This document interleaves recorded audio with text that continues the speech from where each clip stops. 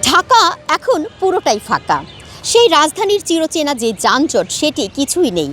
তো এই সুযোগে কিন্তু রাজধানীবাসী এইটিকে মিস করতে চান না। ছুটির যেই আমেজ সেটিকে কিন্তু এই ঢাকা ফাঁকায় উপভোগ করে নিচ্ছেন আমরা দেখতে পেরেছি। কিন্তু ঢাকার বাইরে থেকে অনেকেই এসেছেন পরিবার পরিজন নিয়ে ঢাকার যে ঈদের ফ্লেভার সেটি নেওয়ার জন্য।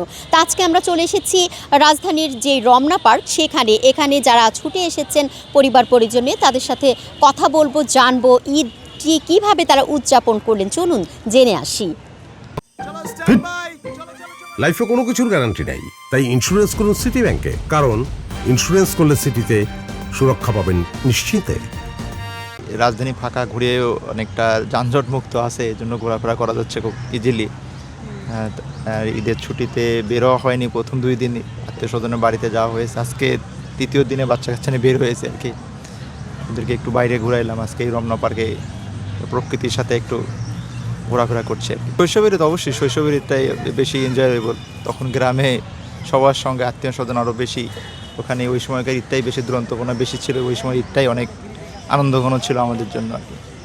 সেগুলো থেকে আমাদের বাচ্চা কাচ্চা অনেক এখন ওগুলো থেকে বঞ্চিত, তাই আসলে গ্রামেও যাওয়া হয় না এখন এই প্রকৃতির সাথে মিলেমিশে ওদেরকে যতটুকু উপভোগ করে তোলা যায় পরিবেশটাকে, সেই জন্যই বিনোদন কেন্দ্রগুলোতে যাতায়াত থাকে। নেক্সট ঈদে একটা ঈদ শহরে করতে হয়, ছুটি কর্মব্যস্ততার কারণে যাওয়া হয় না। একটা শহরে করতে হয়, একটা গ্রামে করতে হয় এরকম। যেহেতু আমরা মুসলমান, সেক্ষেত্রে ফজর নামাজটা পড়ে দেখা যাচ্ছে যে রান্নাবান্না করতে হয়।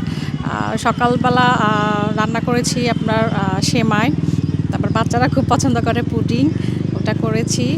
আর খেজুর ছিল, ওগুলো খেয়ে ওরা নামাজে গেল। এরপরে এসে দুপুরের আয়োজন, দুপুরে রান্না করা হয়েছে গরু মাংস, তারপরে পোলাও আর মুরগির রোস্ট। 3য় দিন বাচ্চাদের নিয়ে বের হয়েছি একটু ঘোরাফেরা করার জন্য। কেমন লাগছে ঢাকা ফাঁকায়? আলহামদুলিল্লাহ অনেক ভালো লাগছে, কারণ দেখা যাচ্ছে যে এমনি সময় কোথাও বের হলে অনেক সময় লেগে যায়। আজকে ফাঁকা, খুব তাড়াতাড়ি চলে আসছে। শৈশবেরই তখনকার সময় আর এখনকার সময় অনেক পার্থক্য।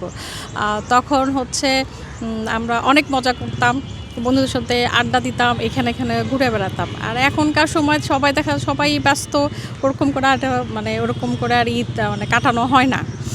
তবে আমার মনে হয় যে ছোটোবেলা ঈদটাই ভালো ছিল। আমি আমার আম্মুর সাথে বেড়াতে আসছি, ওই শিশু পার্ক বন্ধ, তার জন্যে আমরা এই রং পার্কে এসেছি। আমি একটা জুস খেয়েছি।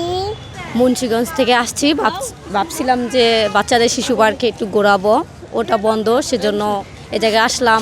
খোলামেলা চতুর্দিকে সুন্দর একটা পরিবেশ, বাচ্চাদের নিয়ে ঘুরলাম, অনেক মজা পেলাম, ভালো লাগলো।